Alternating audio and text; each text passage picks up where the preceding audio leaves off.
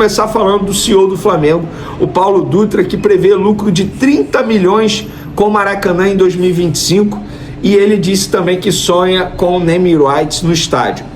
Nessa entrevista à Flamengo TV, o Paulo Dutra disse: começamos a fazer um trabalho de como melhorar o contrato de concessão no Maracanã. A gente fez uma nova premissa para a venda de camarote e aumentou a receita em torno de 30 milhões de reais. Também refez a visitação do Maracanã e espera esse ano lucro muito maior. Com tudo isso, o Maracanã tornou-se uma empresa bastante rentável e estima que no orçamento de 2025 vai dar um lucro de 30 milhões de reais. E sobre o naming rights, o Paulo Dutra disse: a gente resolveu que o Maracanã iria ser totalmente autossuficiente e fazer tudo render melhor, com patrocínios e eventualmente um dia até com naming rights. Olha isso, gente. Também fizemos uma revisão do match day, da precificação dos jogos, de tudo que envolve a entrada e todos os custos. A gente sentou com os fornecedores e reduziu inicialmente em 10% todos os contratos. Depois estamos fazendo uma nova redução com eles de mais 20% de alguns contratos. Gente, é um trabalho magnífico. Você fazer o Maracanã ser rentável hoje é bom demais. E vocês vão entender por que para ter a construção de estádio próprio, precisa primeiro ter o Maracanã rentável. A gente vai trazer para vocês aqui. Em reunião do Conselho Deliberativo, na noite da última segunda-feira, dia 11 de agosto, lembrando, 6 dias atrás teve gente na imprensa dizendo que essa reunião no Conselho Deliberativo era para dizer aos conselheiros que não teria construção de estádio próprio. Eu falei para vocês aqui no canal que isso não era verdade, muito pelo contrário. E nessa reunião o clube apresentou um balanço detalhado de todas as ações implementadas para otimizar a gestão do Maracanã, ou seja, se tornar mais lucrativo, que resulta em um aumento significativo de receitas com o estádio, com destaque para bilheteria, um assunto que deu muita polêmica no começo da temporada. O BAP disse o seguinte nessa reunião que a gente conseguiu através de um áudio: o Flamengo passou a definir absolutamente tudo que tinha lá no Maracanã e onde havia possibilidade de correr riscos. A gente corria riscos. Quando você é dono da sua casa, quem tem que comandar o processo é você. E o Flamengo assumiu esse papel, não abriu mão, assumiu o risco, assumiu a responsabilidade e com isso conseguiu fazer uma operação bem mais eficiente. Isso que está acontecendo hoje no Maracanã é fruto de todo esse trabalho. O BAP falou para os conselheiros nessa reunião. E eu tive acesso aos slides apresentados nessa reunião aos conselheiros. Eu não vou botar aqui porque, obviamente, eu fico com receio de direito de imagem, enfim, não sei como é que funciona isso no YouTube, e para não ter o risco de perder meu canalzinho que eu cuido com muito carinho, não vou fazer isso, eu vou falar para vocês. Vamos lá, um dos slides: redução de custos, que seria renegociação de fornecedores e queda de até 30% nas despesas, aumento de receitas com camarotes, estacionamentos e vendas antecipadas de ingressos, de tudo, e melhorias na infraestrutura, que dá mais experiência ao torcedor, e de fato melhorou bastante. Eu vou dar um exemplo: refletor. Na TV pode parecer que está pior, mas eu pessoalmente, eu fui no jogo contra o São Paulo, já achei bem melhor, e nesse jogo agora contra o Mirassol, a iluminação estava perfeita, inclusive era de doer os olhos perto do gramado, de verdade. Eu até brinquei com uma pessoa brincou comigo: pô, vou botar óculos escuros aqui. Aí outra pessoa falou: vou botar boné para esconder aqui, senão não passei protetor solar, brincando, né? Porque de fato o refletor é muito forte. E também nesses slides tinha planos para o futuro, que é até 2027, que é quando vai a gestão BAP, né, do atual presidente. O Flamengo não pretende, estava escrito lá, parar, e já tem planos ambiciosos para os próximos meses e anos. Por exemplo, criação de escritórios para Flamengo e Fluminense, implantação de um museu do futebol e novo Maracanãzinho, troca de telões do estádio, revitalização do sistema de som, eu acho que isso tem que ser feito mesmo, modernização do sistema de CFTV, manutenção da cobertura do Maracanã, retrofit do sistema de ar-condicionado, implantação de sala sensorial para melhor experiência e ampliação e renovação das áreas de concessão de alimentos e bebidas. Gente, O projeto é maravilhoso. E nessa reunião o BAP explicou, para ter a construção do estádio próprio, e ele quer fazer o estádio próprio, só que ele não quer endividar o Flamengo. E nessa reunião ele deixou muito claro, se o Flamengo hoje inicia a construção do estádio próprio, automaticamente se torna, entre aspas, o clube mais endividado. Ele fala isso na reunião diversas vezes. E teve até um perfil, cara, que botou no Twitter, é porque não dá para ler o nome do perfil aqui, o que a diretoria do Flamengo falou hoje sobre o Maracanã, lá na reunião no caso. Um resumão: operação saindo de margem de lucro de 37% para alvo de 75%, rede de proteção para os visitantes igual Palmeiras, retirada de cadeiras em parte da Norte, redução dos custos, Nemirotes em negociação, cessão do Maracanãzinho para outra empresa operar, envelopamento e publicidade. E esse perfil ainda botou assim, importante, não seria possível investir em estádio novo se o Maracanã desse prejuízo. É exatamente tudo que foi dito e tudo que a gente conseguiu apurar com pessoas que estavam presentes nessa reunião com conselheiros, obviamente. Esse perfil aqui é porque cortaram a foto do perfil, mas esse perfil, se vir esse vídeo aqui, pode comentar aí que eu vou fazer questão de te dar crédito no próximo vídeo, porque é o resumo mesmo do que aconteceu na reunião. E nessa reunião, o BAP disse que a ideia é fazer com o Palmeiras o que o Palmeiras faz com os visitantes, no caso, quando o Flamengo vai jogar lá. Sabe aquela tela no setor de visitante? Pois é, o Flamengo vai fazer a mesma coisa com o Palmeiras.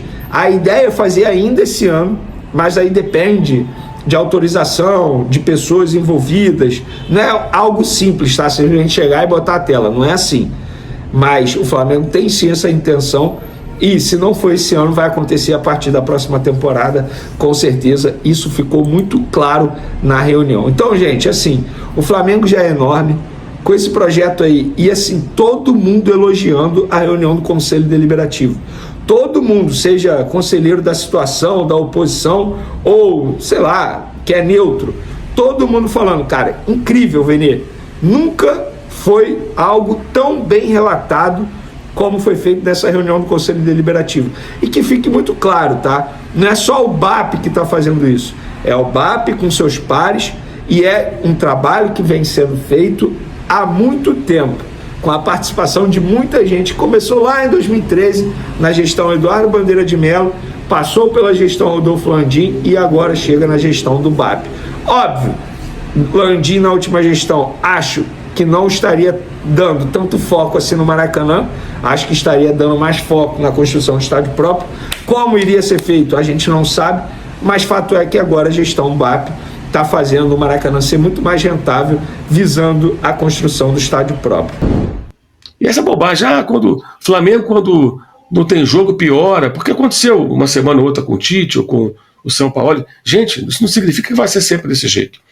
O adversário do Flamengo no sábado, o Mirassol, é o maior exemplo de que tempo para treinar, quando o trabalho é bom, funciona. O Mirassol jogou contra o Vasco no sábado retrasado, ganhou 3-2. Enquanto o Mirassol jogava, o Flamengo viajava para Fortaleza. Uma viagem, eu estou contando sempre assim, o trajeto todo, falei semana passada aqui, do CT do Flamengo, quando os caras entram no ônibus, até chegar no hotel em Fortaleza, conta aí umas 7 horas. O Mirassol está jogando, o Flamengo está viajando. Chegou lá no sábado, jogou no domingo, já às 6h30, quer dizer, o jogo termina à noite, chegaram no Rio de Janeiro 2h30 da madrugada. Os caras chegaram em casa o quê? 4 da manhã? 3h30 da manhã? Sei lá. Aí dorme e tal, descansa, tem a representação, não tem um treinamento, não tem como treinar. Você jogou ontem, viajou todas essas horas, chegou de madrugada, né? Ok. Isso na segunda. Terça-feira treina e embarca Belo Horizonte. Já dorme em BH, joga quarta, com pênaltis e tudo contra o Atlético. Volta, chega de madrugada ao Rio. Quinta-feira. É igual segunda, recuperação e tal. Sexta treina, concentra, sábado joga com o Mirassol. Enquanto o Mirassol só treinou, o Flamengo fez 2 viagens, 2 jogos, uma disputa de pênalti e ficou entre ônibus, avião, traslado e tal. Você bota aí 7, 14, sei lá, umas 20 horas viajando. Quase um dia viajando. Você contar a viagem a Belo Horizonte, a viagem a Fortaleza, Sobatuba dá umas 20, 21 horas, quase um dia viajando, gente. E agora, mas o Mirassol, isso diminui o abismo técnico entre as equipes. O Mirassol descansa, recupera, treina, e o trabalho é bom. O time dos caras é bem treinado. Terceiro melhor ataque do campeonato, 9 jogos estava invicto, só perdeu 2 partidas antes dessa do Flamengo. Na estreia 2-1 com o Cruzeiro em Minas, quase empatou. 1-0 Bragantino em Bragança Paulista, o único jogo em que eles não marcaram nenhum gol. 5º lugar no campeonato quando foi enfrentar o Flamengo. Tem os jogadores experientes, os caras estão entrosados, em forma, jogando bem. É um adversário difícil. Ah, mas é o Mirassol. Cara, você não pode olhar só a camisa. Se você pegar, por exemplo, o campeonato inglês, um time que tem sido sempre um osso duro para os grandes é o Brighton, de onde saiu agora o João Pedro, antes o Caicedo, vamos para o Chelsea. O Brighton era um time de terceira divisão, não faz muito tempo. Ficou depois na segunda, primeira, estabeleceu um modelo de jogo, já trocou de técnico algumas vezes, mas não muda a forma de jogar, é muito competitivo e joga bem. O Mirassol é parecido, joga bem, não rejeita a bola, ataca, se expõe, se arrisca, mas agride, cria situação de gol. Se você pegar Flamengo e Palmeiras da Copa do Brasil do ano passado, no Maracanã, o Palmeiras, então bicampeão brasileiro e tricampeão paulista, naquele momento, ele tinha esses 2 status, ele não chutou nenhuma bola no gol do Flamengo. Foram 2 finalizações longe do gol. Foi 2-0 Flamengo, depois 1-0 Palmeiras e São Paulo, o Flamengo se classificou. O Palmeiras foi ao Maracanã para se defender e não chutou nenhuma bola na direção do gol. O Mirassol chuta na direção do gol, incomoda, faz o goleiro trabalhar e também se expõe. O Flamengo teve chances, o Flamengo finalizou 24 vezes no sábado. Porque o Mirassol dá oportunidade. Mas é um time que joga. Não tem pressão de torcida, de mídia, de nada. E o trabalho bem feito. Então você tem que olhar para esse time e falar, cara, esse time vai ser difícil de ganhar. E foi. Então você tem que valorizar isso e não a camisa apenas. Esse é o ponto. O torcedor acha que porque o Mirassol tem que golear, porque tem dinheiro, vai ter gato. Não vai. O atacante Gabigol voltou a movimentar os bastidores do futebol brasileiro ao demonstrar insatisfação com seu momento no Cruzeiro e sinalizar o desejo de retornar ao Flamengo. Segundo informações, o jogador confidenciou a amigos próximos estar arrependido de ter deixado o clube carioca e manifestou vontade de vestir novamente a camisa rubro-negra. A apuração aponta que Gabigol estaria disposto, inclusive, a reduzir consideravelmente seu salário para viabilizar uma eventual volta, algo que reforça o tamanho de sua ligação com o Flamengo. Com uma trajetória marcada por títulos, gols decisivos e uma forte identificação com a torcida, o jogador sente falta da rotina no clube, do convívio com os companheiros e do clima do Rio de Janeiro, cidade onde viveu sua melhor fase como profissional. No Flamengo, além de ter história e idolatria, Gabigol acredita que pode contribuir para novas conquistas, trazendo sua experiência, liderança e faro de gol para ajudar o time a alcançar mais troféus. Felipe Luiz, atual técnico rubro-negro, vê o atacante com bons olhos e aprova sua volta, considerando que o estilo de jogo de Gabigol se encaixa perfeitamente em seu esquema tático, o que poderia fortalecer ainda mais o elenco para as próximas competições e reacender a sintonia entre o ídolo e a nação.